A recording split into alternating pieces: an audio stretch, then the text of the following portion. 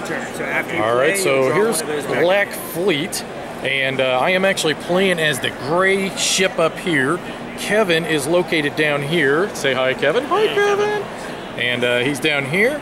And then Joshua is located over here. Now, each of us are starting in a port. We're going to gather these resources or crates, and what we're trying to attempt to do is we're going to try to sell these crates over to other ports where we could cash them in. So for instance, if Joshua started here, he's got the green ones, he could go over here and instantly cash it in, but he would only get 2 money for each crate. Now, if he decided to test his luck a little bit further, he could get 2 money, or he can go over here and he can get 3 money. So the further you try to sell your merchant ship, the greater chance is that you're going to get more value for your cargo. Well, that sounds easy enough, doesn't it? Well, it's not, because we have a couple of Navy ships that are located out here on the board as well, and they're going to be affecting our movement because we've got some pirates that are going to be coming in. Each of us has a pirate, and they're going to be coming in from these little corners in right here, right there, and right there. Now, the way we're going to move them is Kevin's going to demonstrate real quick. He is going to play a card. Now, the card is going to have movement numbers on them. Now, the very top one would be the Navy ship and colors. So, for instance, it is a purple 3, so he can move this purple 3 Navy ship 3 spaces anywhere he wants on the board. I can do this in any order. You can do it in any order. All right. I think I'll do the Navy one first. Okay. 1, 2. And then the next one is that he's got a pirate 4. And then he's got his merchant ship 4, okay? So that means he's going to bring in his pirate ship from one of these corners that we've already pointed out, and his goal is to steal cargo from Joshua and myself. This is not cool, Kevin, but let's see what he plans on doing here. We'll come in out of that side. All right, so he is going to stretch over here, and he will move 4 spaces, and he is in shark-infested water, folks. That's probably not very good to move into the sharks. And now he actually moves his merchant ship. That is the last 4, so here he goes. And he's going to try to move the purple cargo, and looks like he's probably going to try to cash in for some cheap points over here. So I think Joshua and I are probably going to play our cards over here and try to get him. But he's got one last icon down at the bottom, and you know, it's this little pirate, and it's like he's just trying to grab a card here. What that means is that he's going to add one more card to his hand, and this is a power card. It's going to give him a special ability. That'll make more sense as we play the game, because if you notice here, I've got my power card, and I'll go ahead and show you. See, this will let me do something a little bit more special during the game. So what we're going to do, or what I am going to do, is I'm going to take my action here real quick. So I've got 2 cards in my hand, and they're pretty much the exact same cards, so I will just play it down. Now, I can do these in any order I pretty well wish. Now, one thing to keep note is that ships can block other ships, so if I wanted to, I could try to like move the merchant ship and maybe bring it down here just to try to make it a little harder for Kevin to get around, but I'm only going to be moving in 2 spaces, so probably not going to help me too much. Regardless, I think we're going to do that anyways. We're going to go 1 and 2. Now, the other thing I can do is I can bring in my pirate ship, and I can move it 3 spaces immediately. I'm going to do that, and I'm just going to do them in order, because I'm going to come in from right over here and see if I can't cut off Kevin before he gets there. So we're going to go 1, 2, and 3. Next, I have a 4, and it is my merchant ship. My merchant ship's here. I have blue cargo. So blue cargo cannot be delivered here. It can't come in down here. It can go here or there. I know if I go anywhere this direction, I think Joshua's coming in over there. I think he's coming in over there anyways. So I am going to move my ship 1, 2, 3, and 4 directly straight down. Now, last but not least, I get 2 power cards. So I will draw them 2 power cards from here. I will add them in front of me, and then it'll be Joshua's turn. Now, one thing to keep note of is that the artwork is finished, but Josh, if I'm correct, these miniatures are a little banged up. These are not going to be final product miniatures, right? These are 3D printed prototype figures that we've been taking to shows with us for the past couple months. They've seen some wear and tear, but you'll get a nicer finished pieces to put in your game. Awesome, but we've got one other thing here, and I wanted to point out that we got some cool little metal coins. Is that production? Those are going to be the production coins. So you may have seen those in Libertalia that we did as promotional coins a couple years ago, but these are going to be the final coins that you get in the game. Awesome. So let's see what Joshua does on his turn to see if he tries to get on the board and cut us off. Yeah, so what I'm going to do is I'm going to play this here. So that's going to allow me to move the yellow navy this ship one here, 1. if he wants. And I think that you're going to try to take these blue crates for a lot of money. So what I'm going to do is I'm going to move him here and use it to block you off. He's not going to attack you, but I'm going to use him to block Probably you. a good idea. I'm Next, I'm gonna decide to move my merchant ship because, like I said, you can move them in any order. So I'm gonna move them 5. So 1, 2, 3, 4, 5 there. And I'm gonna bring my pirate ship onto the board. And you were right. He's going right there in that corner. And you can move 3, I believe. 1, 2, 3. And Kevin, I don't think you're gonna make it to that port, my friend. So that's going to conclude my turn. I'm not going to play any power cards because I've chosen not to. And what he's going to let me do is instead of 1, I get to draw 2. So what happens is the slower your ships move, the more power cards you get. But the faster your ships move, you may actually have to discard power cards from your hand to pay for that expense. All right. 1 and 2. So it'd go back to Kevin, and now Kevin will play a card out of his hand again. I think I will play this card.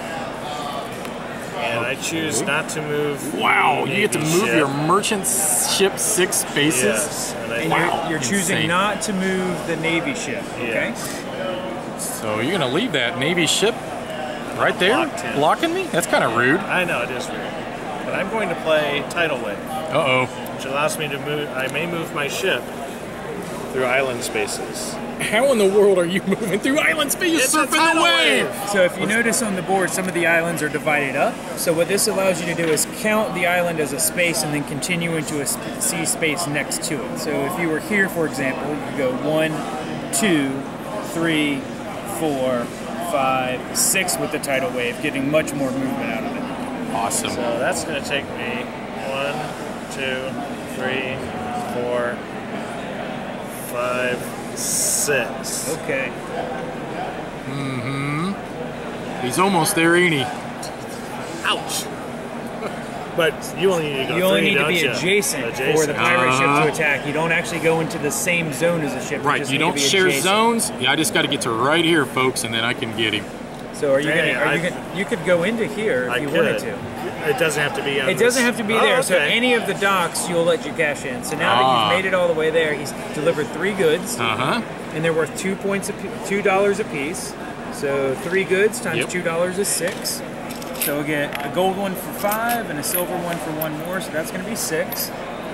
So these will go back to the port that they came from, so they can make more to be delivered later. Okay. Now, what also happens? Not only do they unload the cargo, but they load you up 3 fresh pieces of cargo from that port to take somewhere else. Cool. Awesome. Now, real quick, we've got some cards that are laid out here in front of us, okay? Do we want to explain what those do real quick? Sure. So what these are going to do for you is, during the course of the game, you're going to get your money, and at the end of each turn, you can buy one of your cards if you can afford it. So this costs 5, 8, 11, 14, and then the final end game costs 10, but I'll talk about that in a second. The beginning of the game, there's a pile of these, of each number, and we're going to shuffle them up, and everybody's going to get dealt 1 of each type. So when you purchase the card, on the back, I'll go ahead and reveal it. If you read it, that's okay. So it's going to give you a special power that you're able to use permanently for the rest of the game whenever it applies. So the cheaper ones are a little bit less effective, but as they go up to 14, these are much more powerful and much more devastating to your opponents in the game.